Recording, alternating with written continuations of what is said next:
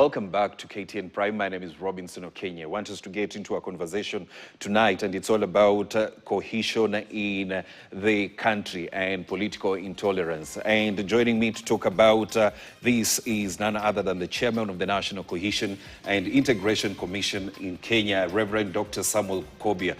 Welcome to the show. Thank you very much, Robinson. Yes, before we even move further, there's news that has just come in that, an East African literature giant has passed on, that is Ngugi wa Thiong'o. Did you get a chance to interact with him? Yes. First of all, I really want to express my deepest condolences to the family of Ngugi wa Thiong'o, to his friends and relatives and really Kenyans, because Ngugi wa Thiong'o is a Kenyan who is to be celebrated because of his work in literature and in the struggles for social justice over many, many decades. I met Ngugi wa Thiong'o in the early 1970s, and I worked with him very closely. And I remember that when he came up with that play, Ngahi Kandenda, I was then a young man working in the National Council of Churches of Kenya, NCIC, and we were involved in helping people to get to know what it is, and even providing transport for the people who wanted to go to Kameredo to hear and to discuss this Ngahi Kandenda. And Ngugi wa Thiong'o certainly is a literary giant, an icon of international reputation, and therefore is a huge loss to the country, to Africa, and really to the world, because he was known all the world over. Yes, may his soul rest in peace. That is literature giant Ngugi wa Thiong'o, who's passed on, and we say may his soul rest in peace. Now, Reverend Dr. Samuel Kobia, I want us to get into a conversation tonight, and it's all about, political intolerance. But before we get into that, today we had the National Prayer Breakfast, and the theme was, rise and rebuild. What did you make of that? Well, first of all, I think this was a very fitting theme.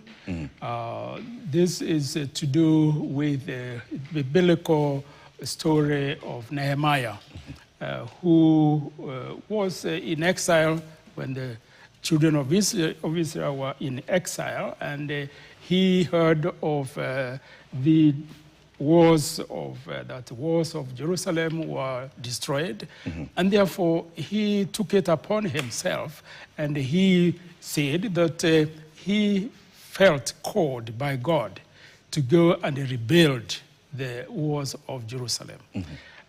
Nehemiah's story of rebuilding is a classic way of wanting to build the broken, not only physical walls of Jerusalem, but broken memories, broken hearts, broken, really, way people feel that they are broken. So it's both literally and as well as symbolically.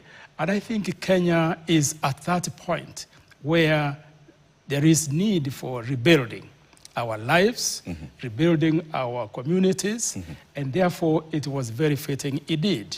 And I hope that we will learn from this, not only this morning when there was prayer breakfast, but in the coming weeks, months, and years, so that as Kenya, we can come together, come and let us rebuild.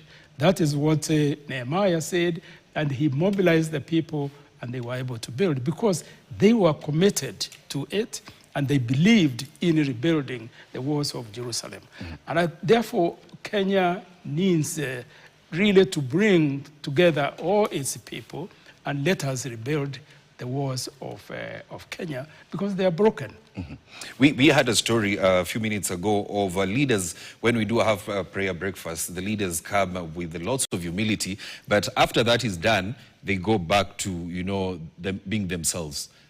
What do you have to say about that? I think let's try, and this time, break from that ritual, the annual ritual of just coming to Safari Park and, you know, yes. we talk to each other, we seek forgiveness of each other.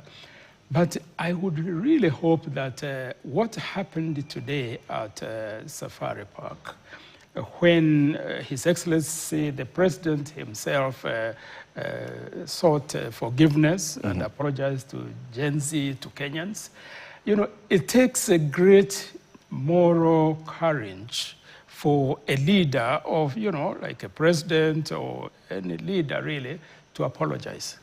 And in Kenya, we know at least 2 occasions now when the former President Uhuru Kenyatta stood in Parliament and apologized on behalf of his government, and all the preceding governments apologized to Kenyans. And we expected a lot out of that.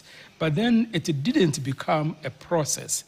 The second one is this really now today, the President William Ruto apologizing. Certainly it takes humility, and let's hope that it will not end there. I think that's what Kenyans are saying, that if it's just a ritual which comes, then we show humility. After that, we forget it.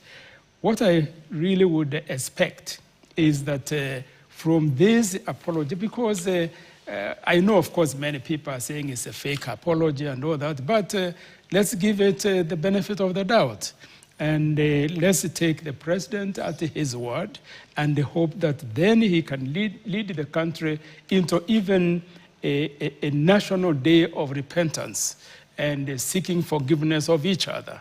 Because we as Kenyans have fallen short, I would say, as the leaders have fallen short of the expectations of the Kenyan people. And therefore, from now, let us say we can make this a process. Let it today be a beginning and then a process that will bring Kenyans together and have a national day of repentance and forgiveness and reconciliation. That way, especially as we move towards the elections of 2027, we can begin to identify those issues and the problems and the challenges that make the elections of Kenya sometimes violent. But I would say that the elections of 2022 were the most peaceful elections in Kenya since the advent of multi-partyism. Let us build on that and not retrogress. And that is what I think could be, this could be seen as part of it. We in the NCIC, as people know, we played a major role in helping the elections to be peaceful and credible. And we have continued to share our experiences with the many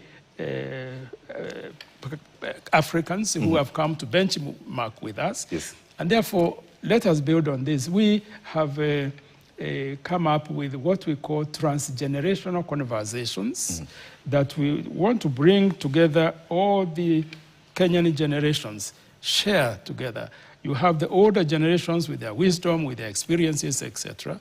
You have the Gen Z and the millennials who are incredibly experienced and knowledgeable about digital, cyberspace, etc. So there is something that each of us can share. Yes, you've spoken about Gen Zs and millennials, and I want us to come into that. But before we do, what is the state of cohesion? I would say that there's a lot that is to be desired.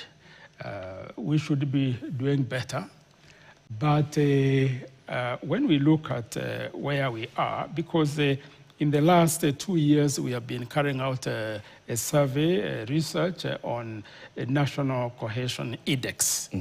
And this is scientific work that certainly takes a long time.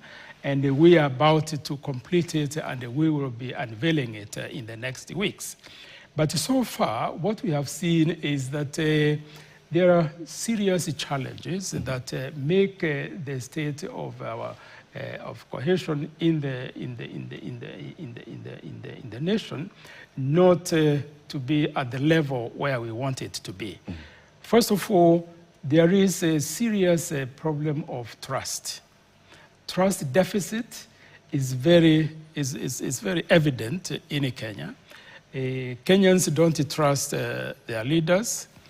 Kenyans don't trust institutions. This is part of what we are finding out now, and we have found it in the run-up to the elections of 2027. And there is a mutual distrust between, the leadership and the people. So we need to do something to help to bring about trust, and the mistrust between communities, ethnic communities. So that's one problem that we need to deal with if we have to improve on our cohesion. Secondly, of course, is to do with the unemployment, youth unemployment especially. That makes young people feel like the society is not appreciating them and what they can bring to the table for building the nation. And that became very, very evident, obviously, in June of last year. So that's another problem. The third problem is that of structural inequalities.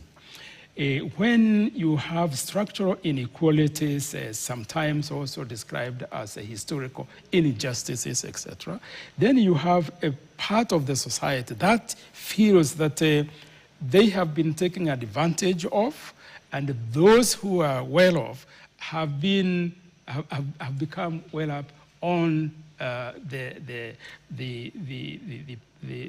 poverty and the misfortunes of their compatriots.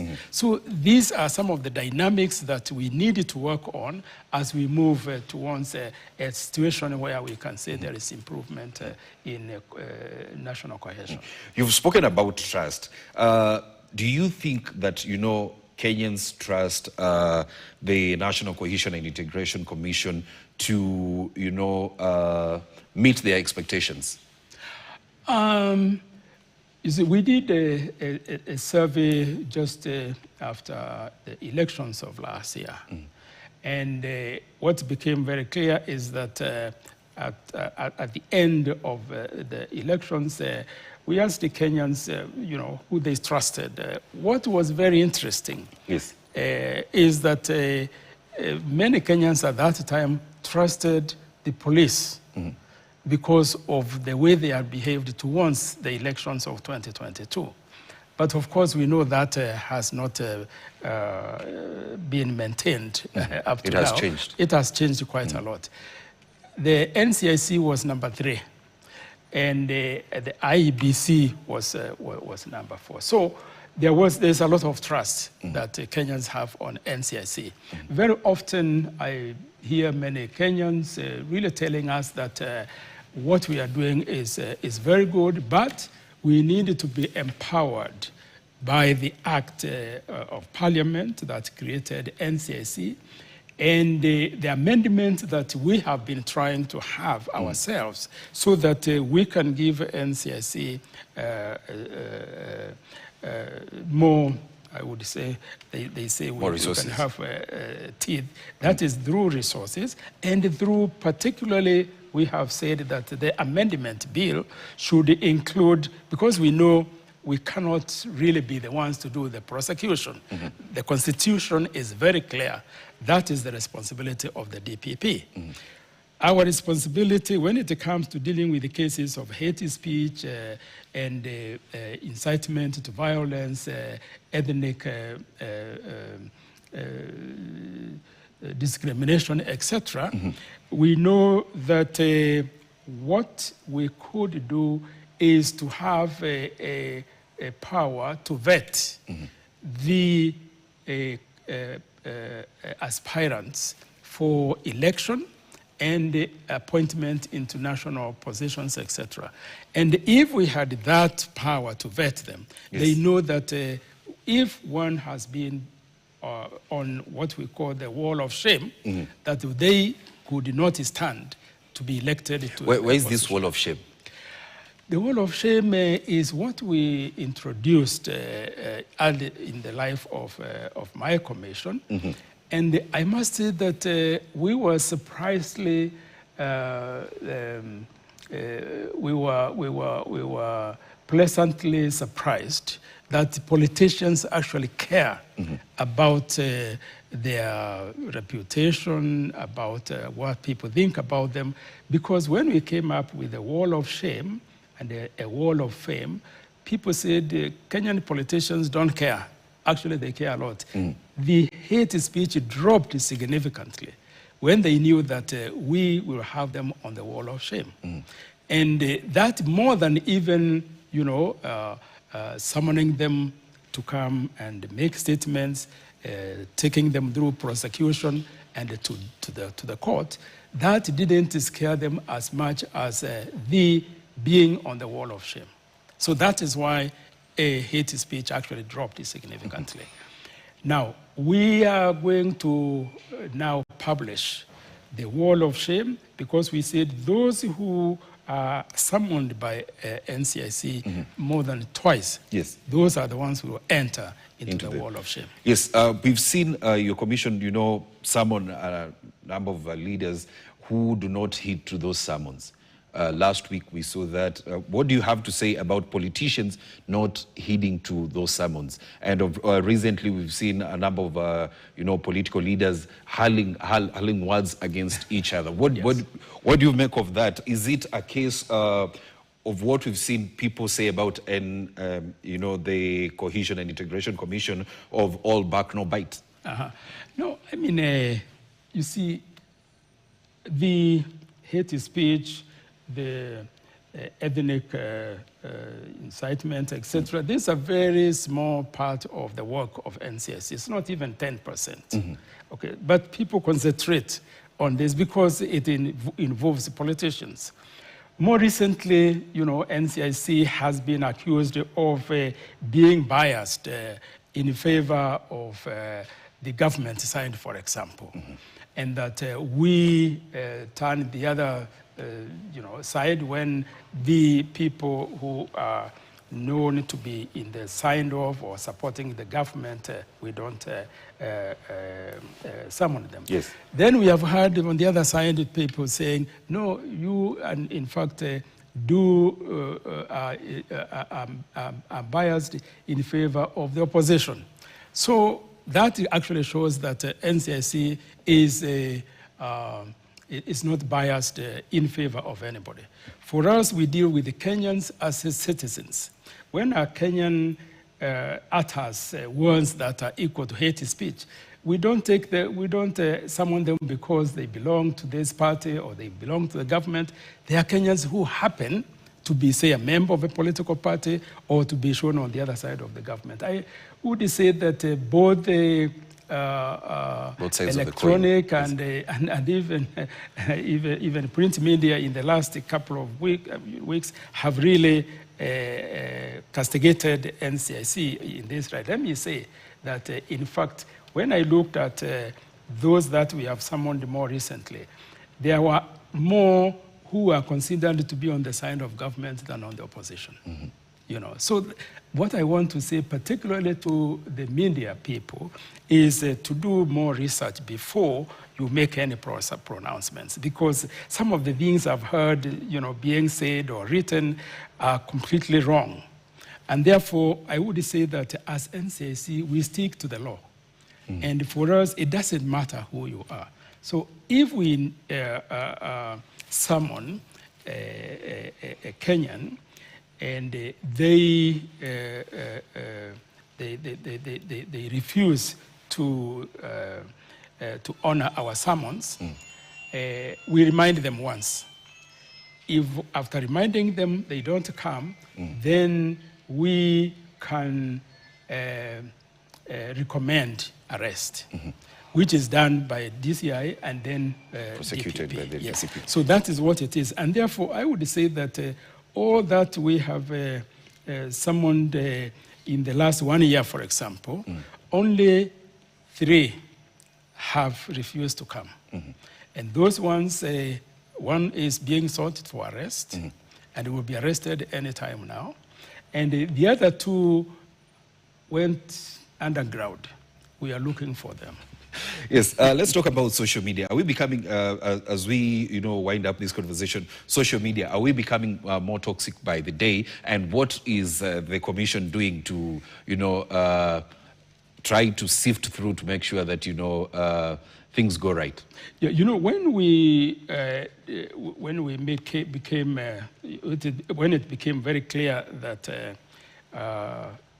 if you were caught in, say, a political platform or a public place uttering words or phrases or attacking other people, you will be summoned. What happened is the hate speech migrated from the open media to the social media. And this is where we have really a big problem, because the technology that we have takes time before we identify. But although we identify actually many of them, and either we put them down through the support of Communications Authority of Kenya, or we use other institutions that have a more advanced technology. For us as NCIC, what we really don't have, because of lack of sufficient resources, is the capacity, the technological capacity, to be able to follow very closely on the social media. Because that's where it has become, the social media, I must say, when we see what is being said there, you really wonder, why do Kenyans have such difficulty in having decorum, or being civic towards other Kenyans? There's so much bitterness among Kenyans today. There is so much hatred that I think that's why I'm saying we needed to have really a time when we can do a very serious introspection and say where really did we go wrong and what we can do to correct it. That is where we want to go, and the social media has really to, those who go on social media, we're really calling on them to be more civil in their approach. Language. Yes. Thank you very much, Reverend Dr. Samuel Kobia, who's the National Cohesion and Integration, National Cohesion and Integration Commission of Kenya chairperson, for coming to talk to us on a number of topics, and of course telling us what NCIC is doing to curb hatred or in different spheres that we have around. Thank you very much, Reverend Dr. Samuel Kobia, for your time. Will be, of course, so much talk about, so little time. Thank you very much. Thank you very much. Yes, now, renowned Kenyan author and scholar, as well as activist, Ngugi wa Thiong'o